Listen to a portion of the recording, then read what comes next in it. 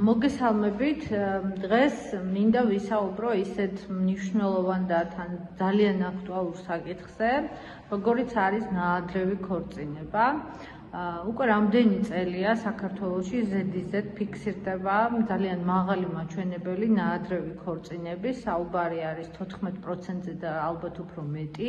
ნაადრევ ქორწინებაში გულისხმება ის, რომ ერთ-ერთი პირი არ არის სრულწლოვანი და თქვენ იცით, რომ საქართველოს კანონმდებლობით სრულწლოვან პირად სახელდება ადამიანი, რომელიც უკვე გახდა 18 წლის, აქედან გამომდინარე არის უამრავი არარეგისტრირებული არაოფიციალური ქორწინებები, რომელიც სწორედ აი ამ კანონმდებლობიდან გამომდინარე ვერ გატარდება რეგისტრაციაში. დღევანდელი მონაცემებით 14%-ზე კიდევ უფრო მეტია და როგორც თავში აღვნიშნე, ეს საკითხი ძალიან აქტუალურია, არა მხოლოდ საქართველოს ცალკეულ რეგიონებში, განსაკუთრებით მაღალი მაჩვენებლით გამოირჩევა ქვემო ქართლის რეგიონი და თბილისი თვითონ დედაქალაქი, სადაც ძალიან ხშირია ასევე ნაადრევი ქორწინებები და ნაადრევი ქორწინებებიდან გამომდინარე მაღალი მაჩვენებელია ოჯახში ძალადობის ფაქტები. ეს იქნება ცოლზე ძალადობა, ქალზე ძალადობის კუთხით გამოხატული, ასევე გვხვდება ნაადრევი ქორწინებიდან გამომდინარე კაცზე ძალადობის ფაქტებიც თქვენ წარმოიდგინეთ, 112-ის ინფორმაცია არსებობს ასეთი, როდესაც ირეკება 112-ში მსგავს საკითხებთან დაკავშირებით და მინდა ვისაუბრო და კიდევ ერთხელ განვმარტო ეს ფაქტი, რომ საქართველოს სისხლისამართლის კანონმდებლობით დასჯადია 140-ე მუხლით დასჯადია არასრულწლოვანზე ქორწინება.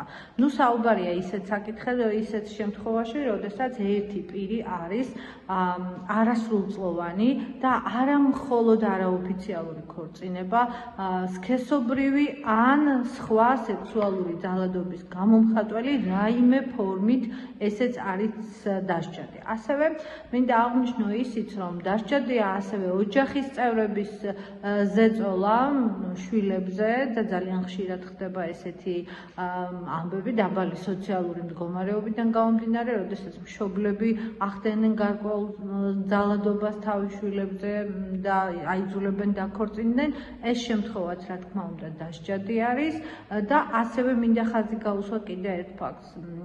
არსებობდა საბჭოთა კავშირის სოციალისტური საქართველოს კონსტიტუციაში, მოგვიანებით გაჩნდა კარგად მახსოვს ეს ჩანაწერი, ადამიანის გატაცება, ამ შემთხვევაში საუბარია რა თქმა უნდა გოგონას გატაცებაზე და ფრჩხილებში იყო ჩაწერილი ცოლად შერთვის მიზნით.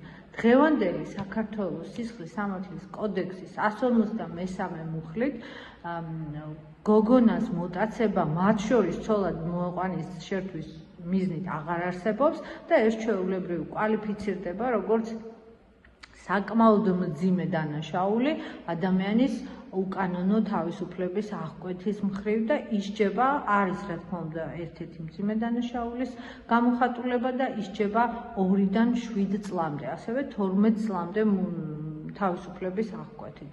ამდენად მე მინდა რომ კიდევ ერთხელ გაიაზრონ ადამიანებმა, სანამ გადადგავენ აი ამ არასამართლებრივ ნაბიჯს და იძალადებენ ან გარკვეულ ეს იქნება ფსიქოლოგიური ზეწოლა მშობლების მხრიდან, გარემოცვის მხრიდან, თუ უშუალოდ პიროვნება გადაწყვეტს რომ დაქორწინდეს თუნდაც თავისი ნებით არასრულწლოვანზე, მაქვს საუბარი სრულწლოვან პირზე, ეს საკითხი არის დასჯადი და არის სისხლისამართლის დანაშაული. მადლობა ყურადღებისთვის, მე იმედი მაქვს, რომ ეს კიდევ ერთი შეხსენება და ინფორმაცია იქნება იმ ადამიანებისთვის, ვისაც ნაკლებად აინტერესებს აი ამ სამართლებრივი საკითხების მიმართ პასუხისმგებლობა, როგორც მოქალაქის, საქართველოს მოქალაქის.